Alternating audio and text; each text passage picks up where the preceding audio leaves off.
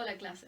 In this video we are going to go through the proof of the chain rule. Remember that proofs are not necessary for achievement merit questions, but they may be requested for excellence.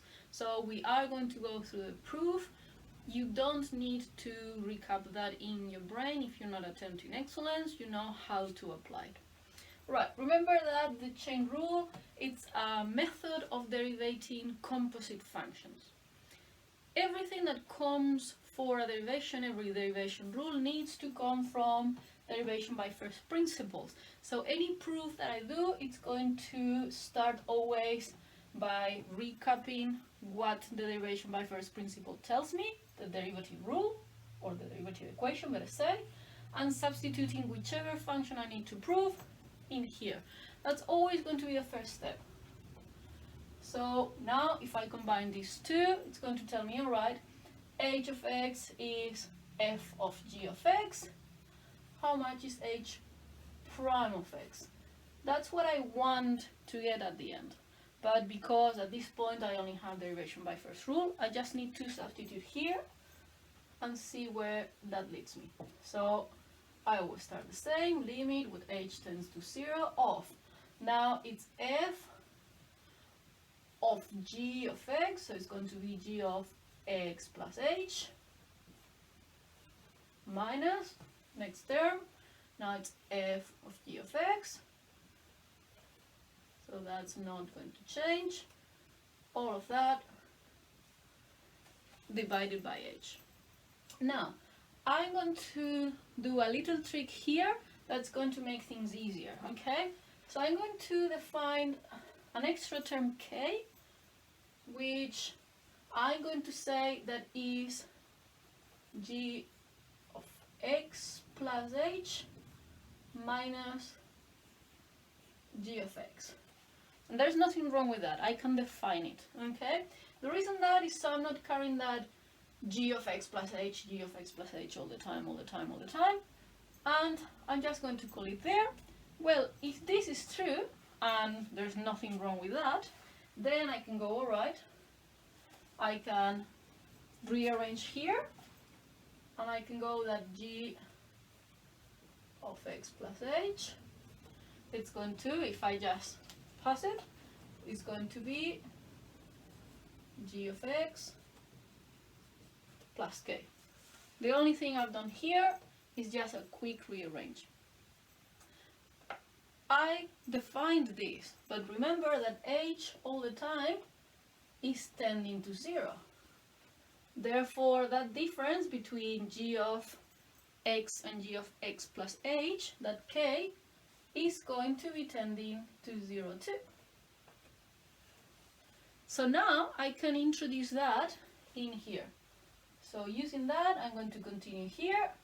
And now what I've got is the limit not only with h tends to 0, but when k tends to 0 too, of all of that. But I can substitute these things here. And I'm going to look at my notes to make sure I don't make anything weird. But now, what I've got the function of g of x plus h. I'm going to substitute this here. Function of g of x plus k minus function of g of x. Well, I haven't touched that, so I'm going to leave it here. All of that divided by h. And then remember, this is the same as all of these times 1, and anything divided by itself is 1, so there is nothing impeding me going all of that times k over k, which is 1. Why could I use that? Because now I can rearrange. What do I have here? I have things in terms of k. I don't want to mix it with h. I want only one of the two coefficients that I've got here.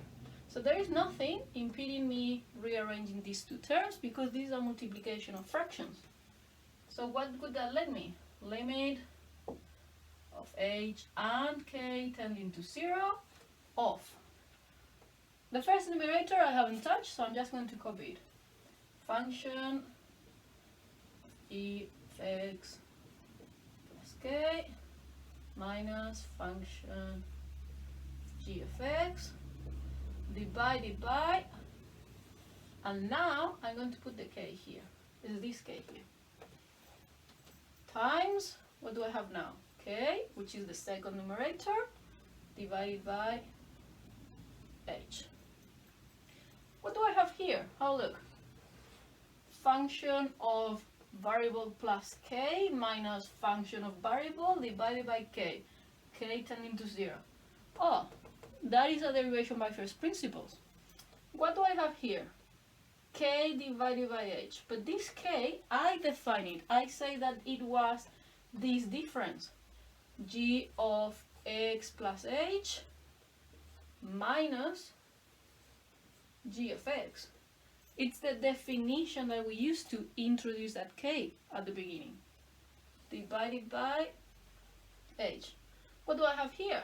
Function x plus h minus function of x divided by h. All that tending to 0. That's another derivation by first principles.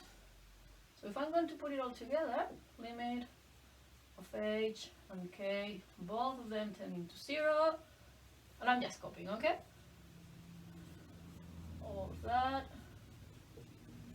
minus function of g of x, all of that divided by k, times all of this, which is the thing that we just rearranged.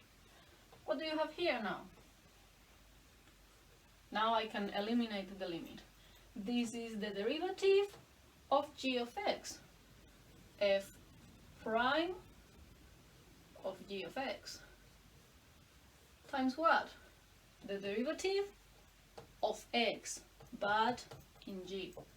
G prime of x. And all of that was what? H prime of x, which is what I was searching all along.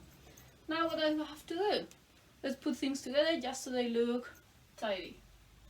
If h of x is a function of a function of x, then h prime of x is, now looks familiar because it's my chain rule, f prime of g of x times g prime of x. And now I've got my proof, so I can say, yep, this is true, and I can give it a name.